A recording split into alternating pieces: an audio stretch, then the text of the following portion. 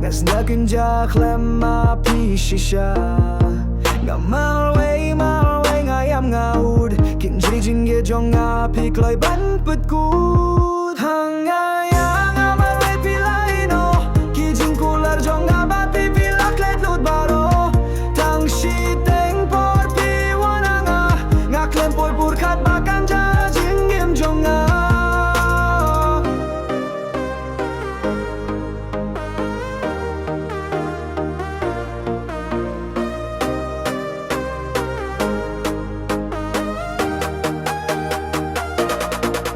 Ngapoy kin mau ya ka jaka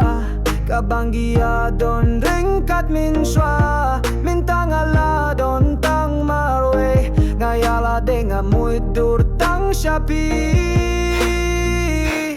Hang ne ya nga marwe pilay no Kijing kular jong abat pipilak let lut baro Tang shiteng por piwana